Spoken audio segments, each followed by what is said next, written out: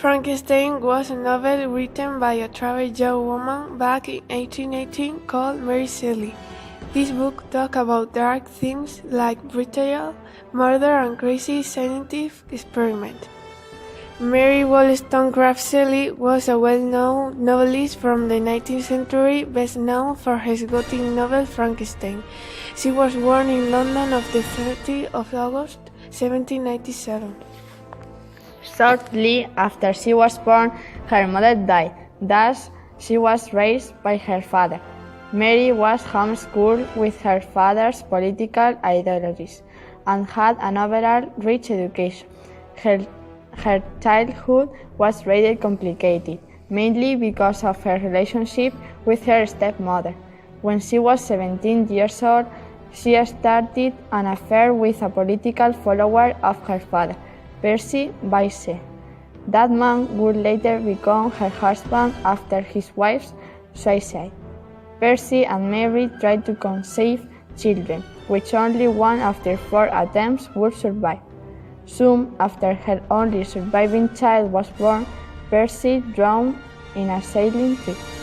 Afterwards, in a trip to Geneva, she started what she assumed would be a short story, but soon became her first novel, Frankenstein. The book released in 1818 with moderate success. Only after a lot of years was her work appreciated, which now remains widely read and has inspired many theatrical and film adaptations. The main plot of the book is the story of Victor Frankenstein, a brilliant scientist, and his creature, which he created out of body parts scavenged from charnel houses and graves, whose ugliness made Victor run from it, abandoning his creation. Victor is found by Robert Walton in the Arctic Ocean, and tormented by a past experiment, he relates how he came to be haunted by the creature. The creature spent 2 years hidden in the forest, aware of his ugliness, loved by no one but a blind man, and eventually he came to understand Victor was the cause of his misery. It wanted revenge. He strangled Victor's friend Henry, then killed Victor's wife Elizabeth on their wedding night. Following the murder, he chases Victor all the way to the Arctic, where Victor died on Watson's ship. The most important topic is the scientific morals behind the book. A lot of people would think that creating life is kind of inhumane and shouldn't be worked on, but really, we're not far from creating life or losing its value, mainly by expanding it like we do with recent medicine or experiments with animals.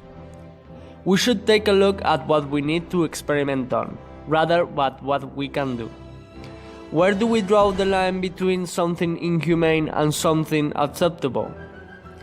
One example of creating some sort of life in our modern society is the development of artificial intelligence. We think of them as soulless robots, but if they're programmed to be just like humans, shouldn't we supposed to be treating them with the same rights as us? Coincidentally, Frankenstein talks about that same doubt. In addition, in the book, the creature without animosity tries to talk with people who are scared of its appearance and run away. The only one who did not was a blind man who the creature befriended. It was never given the chance to pass through the first impression. We also often judge people without thinking twice, even if there is evidence that they are not what we think they are. It may sound unbelievable to compare Frankenstein and Pride and Prejudice, but they have more in common than we could think at the beginning.